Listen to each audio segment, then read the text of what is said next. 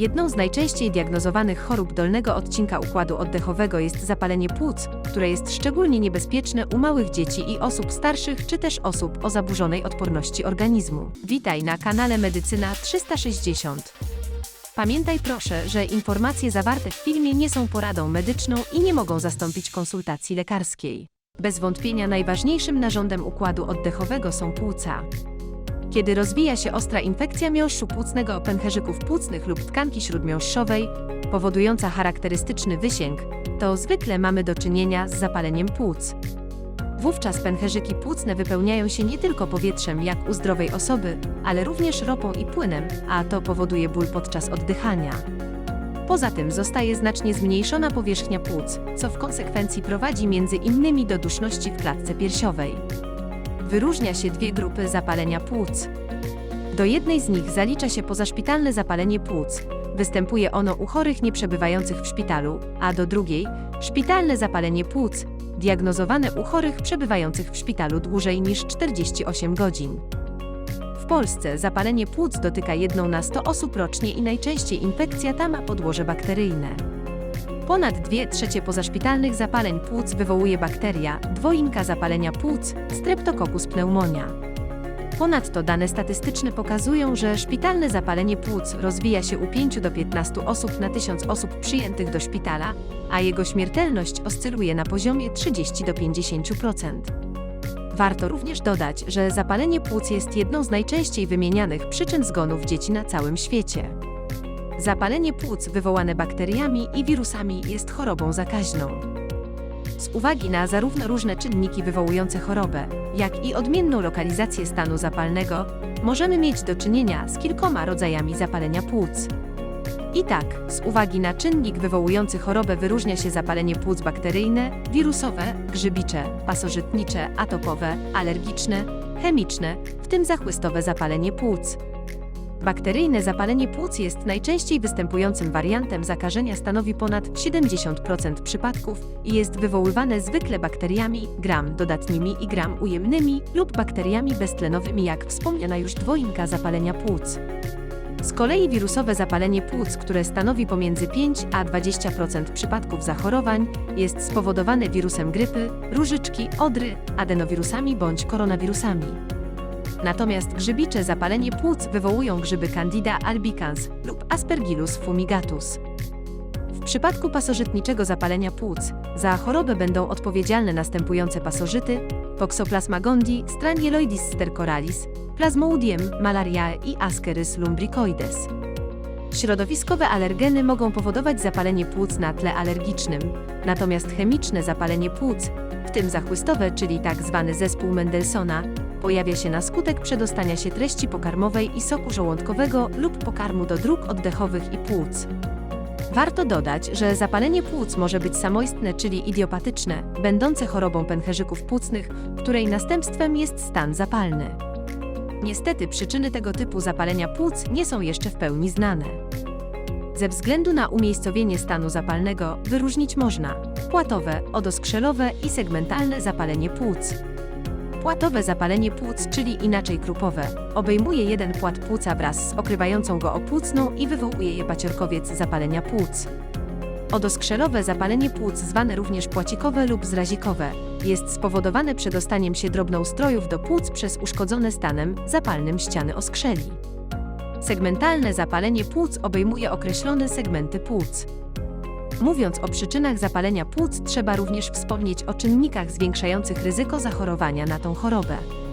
Wśród osób szczególnie narażonych na pozaszpitalne zapalenie płuc wymienia się seniorów powyżej 75 roku życia, palaczy tytoniu, chorych na przewlekłą niewydolność serca czy też na przewlekłą obturacyjną chorobę płuc, cukrzyków, osoby przyjmujące leki immunosupresyjne lub glikokortykosteroidy, ale również osoby pracujące w warunkach narażenia na wdychanie pyłów metali. Na tego typu zapalenie płuc są narażone także osoby, które niedostatecznie dbają o higienę jamy ustnej i borykają się z chorobami przyzębia i rozległą próchnicą, która sprzyja rozwojowi flory bakteryjnej, mogącej wywołać zapalenie płuc. Poza tym do czynników zwiększających ryzyko wystąpienia omawianej choroby należy zaliczyć również antybiotykoterapię w ciągu ostatnich 90 dni, czas hospitalizacji powyżej 48 godzin lub unieruchomienie w szpitalnym łóżku, podawanie leków dożylnie i leczenie ran w warunkach domowych, leczenie immunosupresyjne lub choroba przebiegająca z upośledzeniem odporności, jak również pobyt w zakładzie opiekuńczym lub w domu opieki społecznej. Ryzyko zachorowania na zapalenie płuc będzie również podwyższone w przypadku wcześniactwa, alergii lub wrodzonych wad układu oddechowego, niedojrzałego systemu immunologicznego w przypadku dzieci, alkoholizmu, zaburzeń stanu odżywiania, aspiracji treści pokarmowych, zaburzeń układu śluzówkowo-rzeskowego. Jak już wspomnieliśmy na początku filmu, zapalenie płuc daje bardzo typowe objawy, które znane są już od czasów starożytnych i opisane przez Hipokratesa. Będzie to podwyższona temperatura, dreszcze i potliwość, uczucie ogólnego osłabienia organizmu, a także kaszel, podczas którego wykrztuszana jest drobna wydzielina o barwie żółtej, szarej lub zielonej oraz ból w klatce piersiowej, zwykle zlokalizowany w bocznych jej częściach i nasilający się podczas głębokiego wdechu oraz kaszlu. Ponadto w przypadku zapalenia płuc o podłożu wirusowym mogą pojawić się dodatkowe objawy takie jak ból gardła, chrypka, katar czy bóle mięśniowe. Warto również zaznaczyć, że u dzieci zapalenie płuc objawia się podobnie jak u osób dorosłych.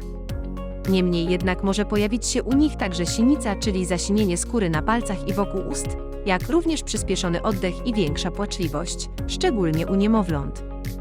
Zapalenie płuc może również dawać nietypowe symptomy, a samą chorobę nie cechuje ostry początek. W przypadku atopowego zapalenia płuc chory ma prawidłową lub tylko lekko podwyższoną temperaturę ciała i nie odczuwa dreszczy.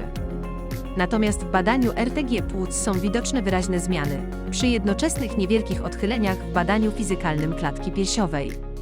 Ten rodzaj zapalenia płuc jest też trudny w leczeniu, ponieważ po rutynowo zastosowanej antybiotykoterapii nie ma efektu terapeutycznego. Z uwagi na to, że większość diagnozowanych zapaleń płuc jest spowodowana zakażeniami bakteryjnymi, to najczęstszą formą leczenia w przypadku tej choroby jest antybiotykoterapia doustna lub dożylna. Zwykle stosuje się antybiotyk od 7 do 14 dni. Należy go przyjmować zgodnie z zaleceniami lekarza, czyli właściwą dawkę i o określonym czasie. Trzeba w tym miejscu podkreślić, że niestosowanie się do zaleceń może doprowadzić do antybiotykoodporności, co znacznie wydłuża czas leczenia choroby. Podczas antybiotykoterapii ważne jest przyjmowanie leków osłonowych, czyli probiotyków, oraz spożywanie dużej ilości produktów bogatych w żywe kultury bakterii, np. maślankę, kefir czy jogurt. Trzeba pamiętać także o przyjmowaniu dużej ilości płynów. Ponadto przy zapaleniu płuc stosuje się także leczenie objawowe, które wspomaga proces dochodzenia do zdrowia. Polega ono na przyjmowaniu preparatów łagodzących objawy choroby, leków przeciwgorączkowych, leków przeciwkaszlowych, hamujących odruch kaszlowy w pierwszej fazie, suchego i męczącego kaszlu oraz rozrzedzających wydzielinę, by ułatwić jej odkrztuszanie w drugiej fazie kaszlu mokrego. Należy rozważyć także podawanie leków o działaniu przeciwbólowym i odkażającym w przebiegu choroby z bólem gardła oraz leków obkurczających śluzówkę nosa, np. w postaci kropli w przypadku kataru. Jeśli chory nie wymaga hospitalizacji, to powinien zostać w domu, odpoczywać i często wietrzyć pomieszczenia, w których przebywa. Ponadto jeśli chory nie ma gorączki, to zalecane jest wychodzenie na krótkie spacery, poprawiające wentylację. Palacze powinni zrezygnować z nałogu przynajmniej na czas leczenia, a najlepiej całkowicie, by zapobiec nawrotom choroby. Wskazaniami do leczenia szpitalnego zapalenia płuc będą choroby współistniejące, np.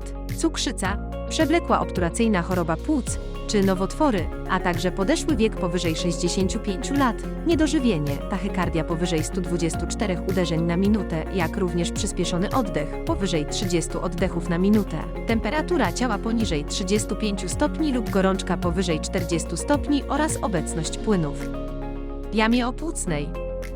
W celu zmniejszenia ryzyka zachorowania na zapalenia płuc warto prowadzić zdrowy styl życia, a więc nie palić papierosów, odpowiednio się odżywiać, decydując się na zbilansowaną dietę, bogatą w produkty pobudzające układ odpornościowy, jak np. czosnek, imbir, kaszę jaglaną i owoce. Warto także wysypiać się, zalecane jest minimum 7 godzin snu na dobę, ubierać się adekwatnie do pogody, dużo spacerować i prowadzić aktywny tryb życia, to znaczy podejmować regularnie aktywność fizyczną przynajmniej 5 dni w tygodniu po 30 minut. Nieleczone zapalenie płuc może prowadzić do poważnych konsekwencji zdrowotnych takich jak ostra niewydolność oddechowa, uszkodzenie nerek, wątroby i serca, martwicze zapalenie płuc, zaburzenia opłucnej czy sepsa. Dlatego też wszelkie niepokojące objawy trzeba konsultować z lekarzem. Subskrybuj nasz kanał i wciśnij dzwoneczek, aby dostawać powiadomienia o nowych filmach.